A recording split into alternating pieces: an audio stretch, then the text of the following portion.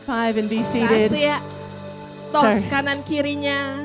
Got a little bit excited this morning. Sangat bersemangat pagi hari ini. Are we good? Apa kabar semuanya? Who's enjoying the rain today? Siapa yang menikmati hujan pagi hari ini? Who's like, no, it's so humid and sticky. Siapa yang merasa aduh sangat gerah? But it's good. I come from Australia. We have actual winter. And this morning I had the aircon on because I was really hot. But it was raining and I was like, this almost feels like winter because it was a bit cold and it was raining. Jadi saya berasal dari Australia dan saya ada musim dingin di sana. Tadi pagi saya menyalakan AC, tapi juga saya merasa kepanasan. Tapi rasanya kayak winter, kayak musim dingin di sana. Oh, good. Well, thank you for joining us for church this morning. Terima kasih sudah bergabung di gereja pagi hari ini. If you don't know me, I'm Rach and with me is Intana. We're going to share the message with you today. Jika saudara belum tahu kami, namanya Pastor Rachel dan saya Intan, kita akan men-sharingkan firman Tuhan pagi hari And ini. today we're going to start off with a quiz. Dan pagi hari ini kita akan mulai dengan quiz. From time to time in our church, we like to do a little quiz just to make sure we're paying attention. Yeah. So I apologize. If it is your first time today, I'm sorry. This is going to connect back to the services from the last couple of Jadi weeks. kadang-kadang kita suka melakukan quiz di gereja ini supaya kita mengingat apa yang sudah kita pelajari. Jika saudara baru pertama kali, maafkan kami. My daughter's just walked through the door, and I'm sure it's because she heard that. She's like, oh, chocolate. What?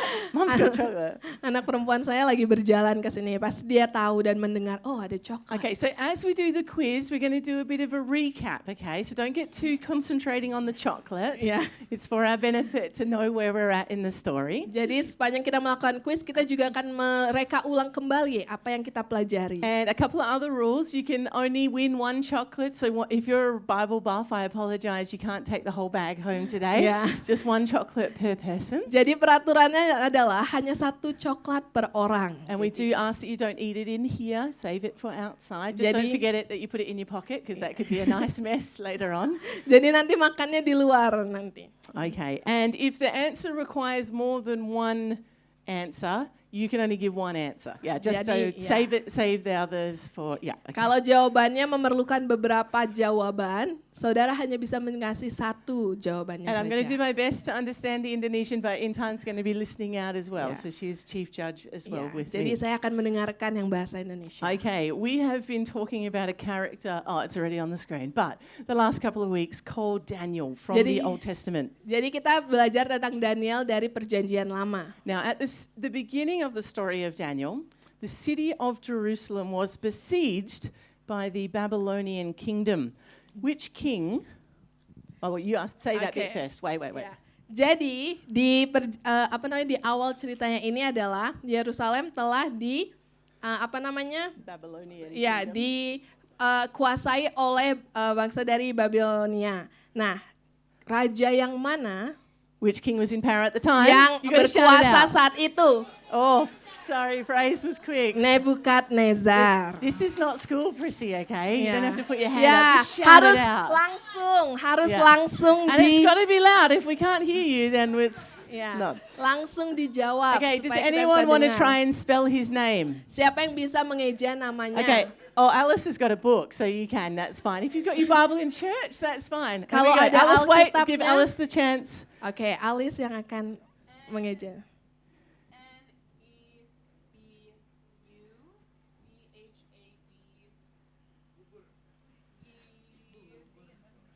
Neza. Neza. Benar. N-E-Z-Z. No I. A-R. All right. Okay. A-R. We'll give it to you. Okay. All good. All right. That was a tough one. All right. So Jerusalem is overtaken by the Babylonians. Jadi Yerusalem dikuasai oleh Babilonia. And so the city is destroyed. Kotanya dihancurkan. And many Jewish people were taken into captivity. They were taken into exile Dan banyak orang Yahudi yang diambil ke tempat pengasingan. and forced to live as exiles in Dan Babylonian. hidup sebagai Babylon, orang sorry.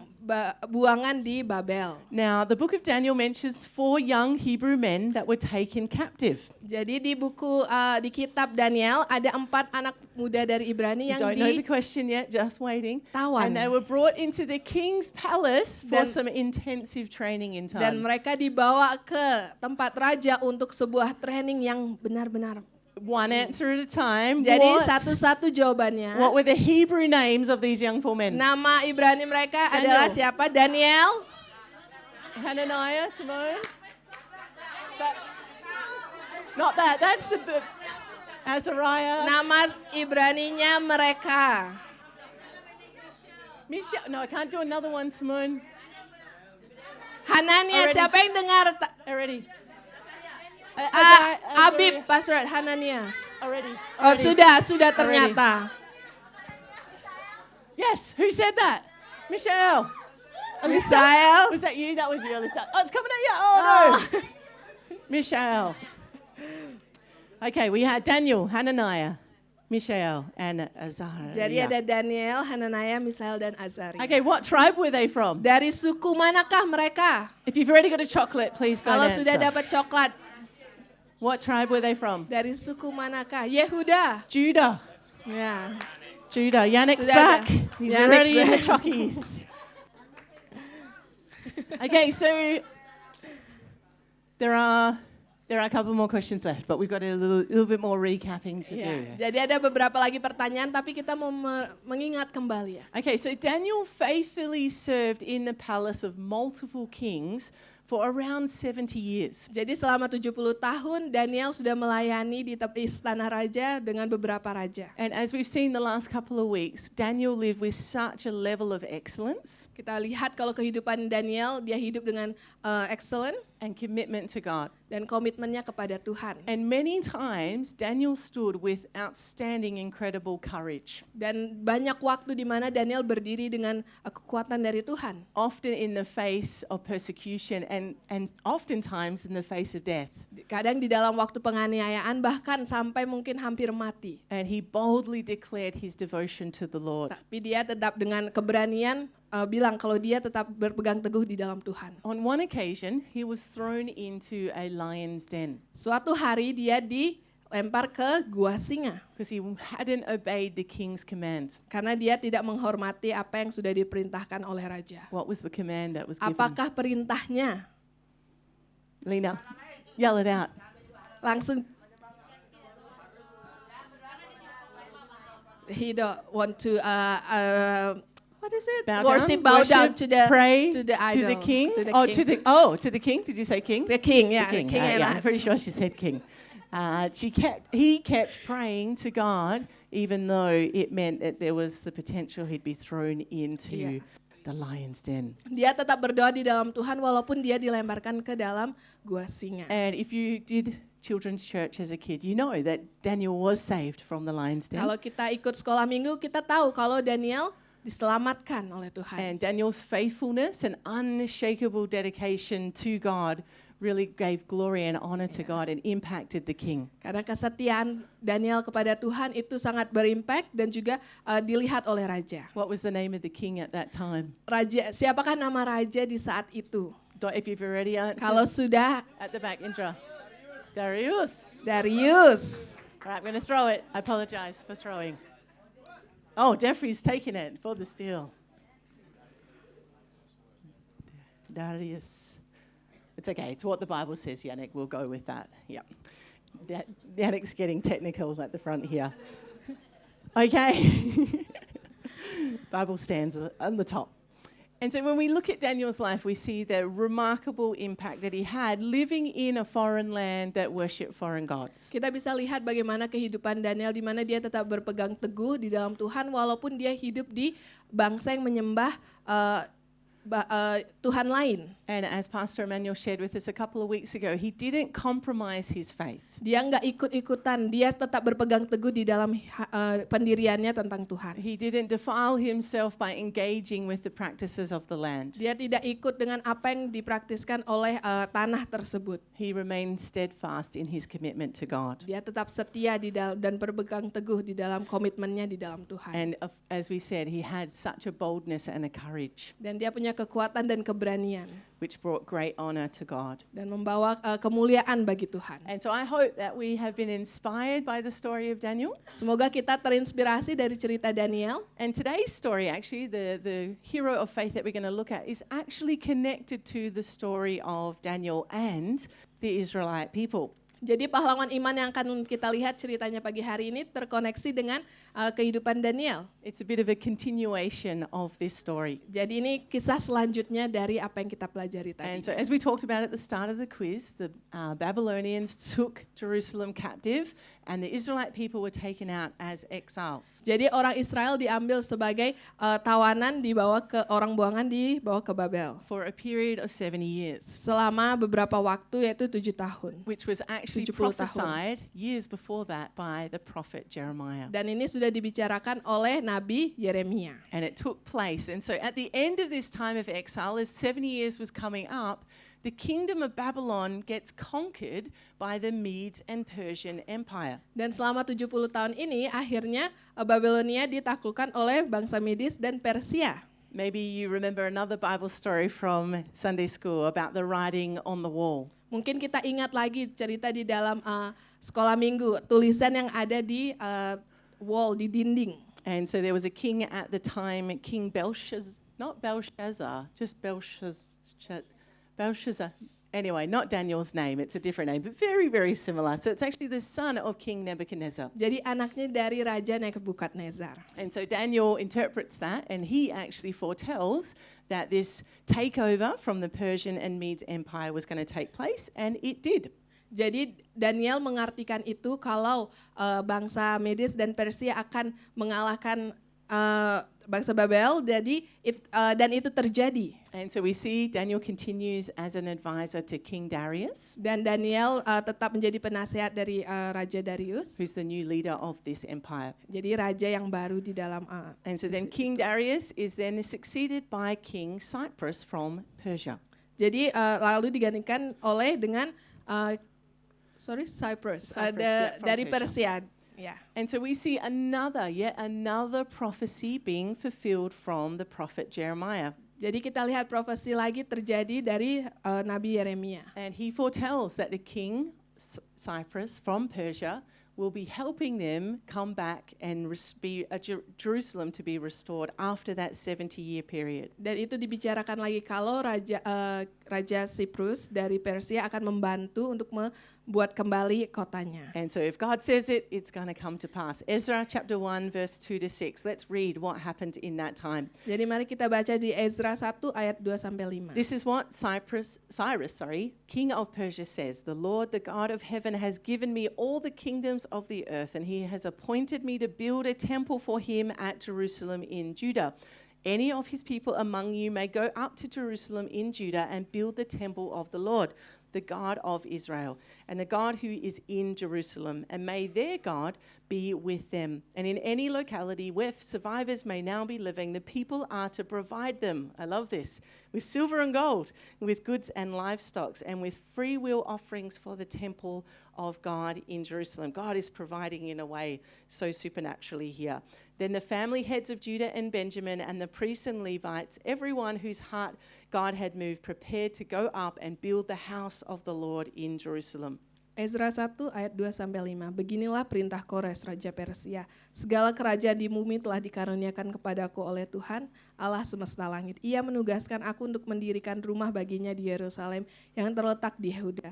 Siapa di antara kamu termasuk umatnya, Allahnya menyertai. Bela ia berangkat pulang ke Yerusalem yang terletak di Yehuda dan mendirikan rumah Tuhan Allah Israel, yakni Allah yang diam di Yerusalem. Dan setiap orang yang tertinggal dimanapun ia ada sebagai pendatang harus disokong oleh penduduk setempat dengan perak dan emas, harta benda dan ternak di samping persembahan sukarela bagi rumah Allah yang ada di Yerusalem. Maka berkemaslah kepala-kepala kaum keluarga orang Yehuda dan orang Benyamin, serta para imam dan orang Lewi, yakni setiap orang yang hatinya digerakkan Allah untuk berangkat pulang dan mendirikan rumah Tuhan yang ada di Yerusalem. So only God could move the heart of a foreign king from a foreign land to release the exiles to return back to Jerusalem. Jadi hanya Tuhan yang bisa menggerakkan raja bangsa lain untuk bisa merilis orang-orang itu kembali ke tanah mereka. For 70 years they're held captive away from their homeland. Jadi selama 70 tahun mereka berada di bangsa tersebut. And then God supernaturally makes a way. Dan Tuhan membuka jalan. And I love it. It's not that they even have to have a battle, that the king just releases them and then blesses them with so many goodies as they go. Mereka nggak perlu berperang, tapi Tuhan memberkati mereka dan Tuhan bisa membuat mereka untuk pergi pulang. And so we can indeed trust God at His word. Jadi kita bisa berpegang teguh dan percaya sama Tuhan. Now, as we continue this story today, I just want us to be thinking, as we're hearing about what's happening in the natural to the Israelite people, Jadi ketika kita mendengarkan firman Tuhan pagi hari ini, mari kita berpikir apa yang terjadi secara natural bagi setiap bangsa Israel. we can begin to see that actually what's happening in the natural is connected to what's happening in the spiritual condition of the people. Jadi apa yang terjadi di dalam diri mereka itu ada juga di dalam hati mereka, secara spiritual mereka. And so let's put ourselves in the shoes, so to speak. I don't know, does that translate into Indonesian? Into the story. Menjadi. Let's put ourselves into the story today and picture what would it have been like for those exiles to return back to their homeland. Jadi coba kita bayangkan diri kita menjadi orang-orang tawanan itu, orang-orang buangan itu. Apa yang terjadi ketika mereka pulang ke negara mereka? As they walked into the city, they would have seen the destruction that had taken place. Ketika mereka berjalan di dalam kota mereka, mereka melihat apa yang sudah terjadi. And they saw their beloved temple had been destroyed, the altar had been destroyed. Bait Allah, altarnya sudah rusak. And their culture, their way of life as they had known it, going to school, going to the markets, all of those things, it had been lost. Budaya mereka, bagaimana mereka hidup itu sudah hilang. And the walls that were meant to be up, fortified, strong, protecting the city had been broken down. Dan dinding yang mengitari kota itu dan memproteksi mereka runtuh. And I would think it would be quite devastating for the people to return and to see their great city in this condition. Mereka pasti sangat sedih ketika melihat hal tersebut. And I'm sure there was a sense of deep loss and grief in this process. Dan mereka akan merasa kehilangan di dalam proses tersebut. And we might think about it in our own lives. There's different things that happen in our lives where we can feel a great sense of loss, a sense of grief, or even that maybe something is in ruins. Jadi mungkin kita merasa di dalam diri kita, mungkin kita merasa ada sesuatu yang hilang, sesuatu yang rusak.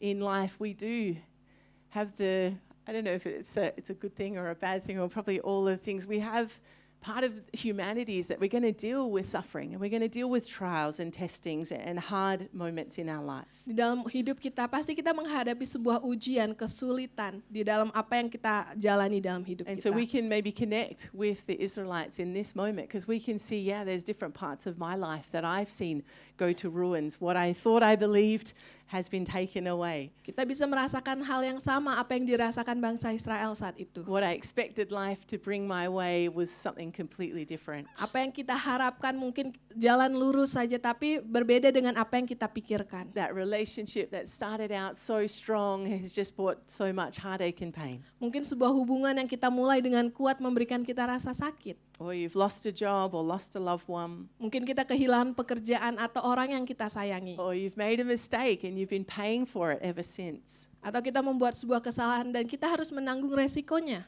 We too can feel like those that were returning back from exile, coming back to what we knew before and seeing the ruins before us. Kita bisa merasakan seperti apa yang orang tawanan itu yang mereka rasakan. And so when we face these moments in life, Ketika kita menghadapi momen-momen ini di hidup a kita, crisis of faith, krisis iman kita, or our faith gets shaken, atau iman kita digoyahkan, as we were singing about this morning, ketika kita menyanyikan tadi pagi, know that God is still working.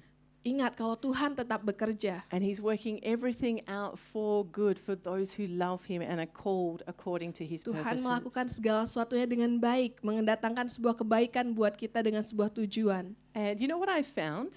Tahukah apa yang saya temukan? Is God does some of His most powerful and beautiful work in the midst of our suffering moments. Tuhan melakukan sebuah pekerjaan yang luar biasa dan sebuah hal yang indah di dalam momen kesulitan kita. And so in my own personal life, those suffering moments have actually brought about the deepest transformation in my life. Kesulitan yang saya alami membawa sebuah transformasi yang luar biasa di dalam hidup saya. As I've surrendered to God Ketika saya menyerahkannya sama Tuhan, in the midst of grief and loss, di momen yang mungkin kehilangan, unmet expectations, dengan ekspektasi yang tidak terpenuhi, my mistakes, dengan kesalahan saya, He graciously comes and comforts us. Tuhan dengan luar biasanya menenangkan saya and He protects us. dan melindungi saya. And He leads us through those valley moments. Dan dia membawa kita dan berjalan bersama-sama dengan And so I kita. love it. There's always hope in God, isn't there? Selalu ada harapan di dalam Tuhan. That He is able to give beauty instead of ashes, Dia memberikan keindahan dibandingkan abu, joy instead of mourning, sukacita dibandingkan dengan kesedihan, a garment of praise instead of heaviness, pakaian yang baru, and a double portion for our shame even. dan juga porsi ganda buat setiap hal-hal aib kita. And so yes, it can be difficult, just as it would have been for the Israelites to come back to their city and to see the devastation, to face it head on. Ya mungkin hal yang sulit untuk kita hadapi. They had to face that grief again Mereka harus menghadapi rasa kehilangan itu and what lagi. had been lost from their life before. Apa yang sudah hilang dari hidup mereka. And maybe it would have felt easier to just go back to where they were living. Mungkin lebih gampang buat mereka, lebih mudah untuk kembali lagi ke cara hidup Yeah, to bagaimana stay in mereka. exile. Maybe there wasn't so much rubble and destruction in that space. Diam di bangsa asing karena mereka nggak perlu melakukan banyak hal. Yet God was working to bring about their freedom Tapi Tuhan membawa sebuah kebebasan buat mereka. and set them apart again as the people of God. Dan menguatkan mereka kembali untuk menjadi bangsa pilihan Tuhan. And so then they were going to rebuild. Mereka akan membangun kembali. And I believe in that process of rebuilding, God was doing a deep transformation work. Dan di dalam hal ketika mereka membangun kembali, Tuhan akan melakukan sebuah transformasi buat hidup mereka. You know, it's interesting, the Israelites were quite prone to going off and worshipping other gods in different seasons. Di dalam musim-musim kita lihat kalau bangsa Israel paling mudah untuk menyembah Allah-Allah And lain. having other idols in their lives. Mereka mudah untuk menyembah Tuhan lain. But this process of being exiled, Tapi proses ini di mana mereka diasingkan, it changed something in them. mengubahkan mereka. And we see in the Bible accounts from here on in, they don't fall into that same trap again of going after idols. It was something about that exile experience that transformed them for the better. Dari pengasingan itu mengubahkan mereka. Mereka nggak jatuh ke hal yang sama lagi. God set their hearts on Him and Him alone. Tuhan mengubahkan hati mereka untuk terus menetapkan tujuan mereka di dalam Tuhan. And so whatever ruins you might be facing in your life, Apapun yang mungkin kita hadapi saat ini, know that God is working to bring about freedom. tahu kalau Tuhan akan membawa kebebasan buat kita. And there are things that God wants you to know Dan ada suatu hal yang Tuhan mau kita tahu and to learn about His character and nature in this time. untuk belajar tentang bagaimana sifat-sifat Tuhan di dalam momen ini. And so don't give up hope. Jangan menyerah, Keep on trusting Him in the process of rebuilding. tetap percaya sama Tuhan. And as we see this story unfold, we see that as the exiles returned back to Jerusalem, there were different men that rose up in this hour to help them rebuild the city. Jadi ketika bangsa Israel kembali lagi ke Yerusalem, kita bisa lihat beberapa orang yang bangkit di dalam leader ini. They restored the temple and the altar Mereka mengubahkan bait Allah, and rebuilt the city walls. membangun bait Allah, mereka membangun lagi tembok kota. And so remember, as things are happening in the natural, then things are also happening in the spiritual condition of the people. Jadi ingat apa yang terjadi secara diri mereka, ada perubahan juga transformasi di dalam spiritual mereka. And so there were about 50,000 in total of exiles that returned to Jerusalem in this time. Jadi ada 50.000 orang yang diasingkan kembali lagi ke Yerusalem. And a little Bible trivia fact, some of them didn't return back to Jerusalem. Jadi ada beberapa orang yang tidak kembali ke They Yerusalem. elected to stay where they were staying. Mereka tetap tinggal di mana mereka tinggal sebelumnya. And the story of Esther fits Kita- into this. Kita lihat cerita dari Esther. Just in case you're like, Daniel, Esther, Nehemiah, Ezra, all of those connected? Yes, they are. Ya, jadi Nehemia, Esther, dan Daniel mereka berkoneksi satu dengan yang lain. And so the ones that did return, we see in the books of Ezra and Nehemiah that three mighty leaders rose up during this time. Jadi kita lihat di dalam cerita Ezra dan Nehemia, 3 orang bangkit, 3 pemimpin So bangkit I dari think we've got cerita a slide ini. for that one. Kita ada slide, Zerubbabel. Zerubabel. Da, da, da. There we go. So he was a Jewish leader and he was part of overseeing the rebuilding of the altar and also the temple. Jadi dia adalah pemimpin Yahudi, dia membangun kembali bait Allah dan altar. What would the rebuilding of the temple and the altar represent in the spiritual condition of the people? Secara spiritual kita, apa itu pembangunan kembali ini mempresentasikan apa? would it represent? Repentance, yes, absolutely. So the altar Pertobatan, connected to repentance, asking for God's forgiveness for sins. pertobatan di mana kita meminta ampun atas setiap dosa kita. What happens in the temple? Apa yang terjadi di bait Allah?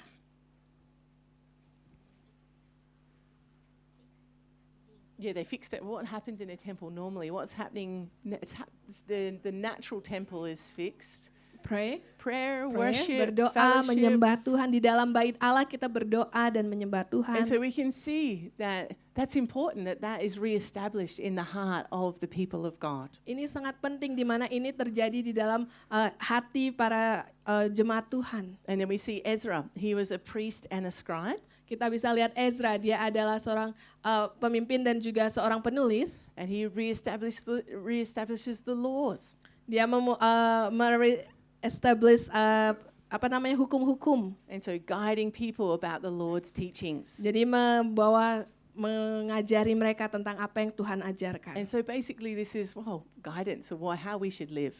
Jadi ini adalah bimbingan bagaimana kita bisa hidup kembali. And so I encourage you, take some time even this week to read the story. You can read it in Ezra of these two great men and the work that they did in Jerusalem. Jadi mari kita baca di dalam minggu kita ini apa yang sudah mereka lakukan. But I want to finish with this third guy, Nehemiah. Jadi kita mau akhiri dengan Nehemia. And we're going to start his story today and finish it next week. Dan kita akan mulai minggu ini dan kita selesaikan minggu depan. And so the temple's already been rebuilt, the altar, some of the cities already being rebuilt.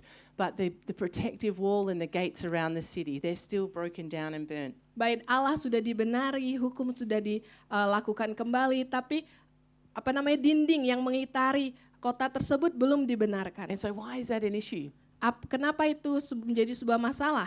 Why should we care if some walls are like a bit broken? Itu hanya dinding, apa yang akan terjadi kan rusak aja. What do those walls represent? Tapi apa arti dari dinding tersebut? Defense, Ya. Protection. Itu yang proteksi, mempertahankan kota itu. And so protection from who? Proteksi dari siapa? Dari musuh. Their enemies. And so we see it's important that this is the next stage of rebuilding the city, is to fix these walls. Jadi penting saat itu untuk membenarkan benteng tersebut. And so we can see in our own lives as well that we do have a spiritual enemy. Kita bisa lihat di dalam diri kita punya musuh-musuh secara spiritual. And it's important that we know the authority that we have in Jesus, kind of what we were praying about in the prayer moment just before. Dan sangat penting kita tahu kalau kita punya Yesus. How that God can protect us. Di mana Tuhan bisa memproteksi kita. Yes, so let's read the story now. Nehemiah chapter 1, verse 1 to 3. The words of Nehemiah, son of Hakaliah. I'm not sure if that was correct. I apologize, Mr. Nehemiah. In the month of Kislev, in the 20th year, while I was in the citadel of Susa. Lots of big words there, but we'll say it so we can understand. Hanani, one of my brothers, came with Judah with some other men, and I questioned them about the Jewish remnant that had survived the exile. So basically, some people had come to visit Nehemiah, where he was, from Jerusalem. And they gave him a report. They said to me, those who survived the exile and are back in the province are in great trouble and disgrace. The wall of Jerusalem is broken down and its gates have been burned with fire.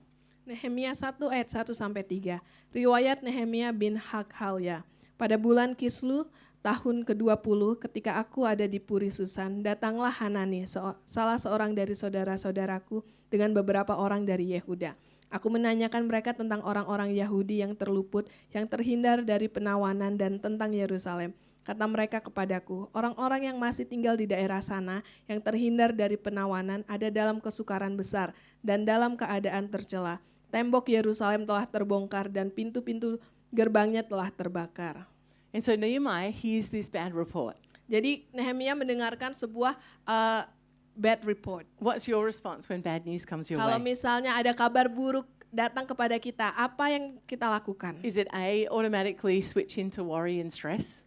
A, langsung khawatir. Is it B, deny it, distract yourself with doing other things? B, nggak peduli dengan itu dan melakukan hal yang lain. C, call your mum? C, telepon mama. D, organize a catch up with your friend and start complaining about it? D, langsung ketemu sama teman terus komplain tentang itu, or E, all of the above? atau semuanya dilakukan. So that's my answer. Let's have a look at what Nehemiah does. Tapi mari kita lihat apa yang Nehemia lakukan. Verse 4, when I heard these things, I sat down and wept. For some days I mourned and fasted and prayed before God, the God of heaven. Jadi di Nehemia 1 ayat 4, ketika ku dengar berita ini, duduklah aku menangis dan berkabung selama beberapa hari. Aku berpuasa dan berdoa ke hadirat Allah semesta langit. So maybe Nehemiah's response is a little bit more spiritual than our normal response to Jadi bad news. responnya Nehemia lebih spiritual daripada apa yang mungkin kita But we lakukan. can see he's really moved by this circumstance. Tapi dia tergerak dengan situasi ini. So much so that he wept and mourned. Dia menangis dan berduka. But we can see in the midst of his great sadness and grief that he still took time to fast and to pray. Tapi di dalam momen ini dia tetap mengambil waktu untuk berdoa dan berpuasa. And so maybe we need to add an option F to our how to respond to bad news. F, fast and pray. Jadi kita bisa tambahkan F-nya, berdoa dan berpuasa. Verse 5, then I said, and so this is his prayer, Lord, the God of heaven, the great and awesome God, who keeps his covenant of love with those who love him and keep his commandments. Let your ear be attentive and your eyes open to hear the prayer your servant is praying before you day and night for your servants, the people of Israel. I confess the sins we Israelites, including myself and my father's family, have committed against you. We have acted very wickedly towards you, and we have not obeyed the commands, decrees, and laws your servant gave. Jadi di ayat 5 doa Nehemia, kataku, ya Tuhan Allah semesta langit, Allah yang maha besar dan dahsyat, yang berpegang pada perjanjian dan kasih setianya terhadap orang yang kasih kepadanya dan tetap mengikuti perintah-perintahnya. Berilah telingamu dan bukalah matamu dan dengarkanlah doa hambamu yang sekarang kupanjatkan ke hadiratmu. Siang dan malam bagi orang Israel, hamba-hambamu itu, dengan mengaku segala dosa yang kami orang Israel telah lakukan terhadapmu, juga aku dan kaum keluargaku telah berbuat dosa. Kami telah sangat bersalah terhadapmu dan tidak mengikuti perintah-perintah, ketetapan-ketetapan dan peraturan-peraturan yang telah kau perintahkan kepada Musa hambamu itu.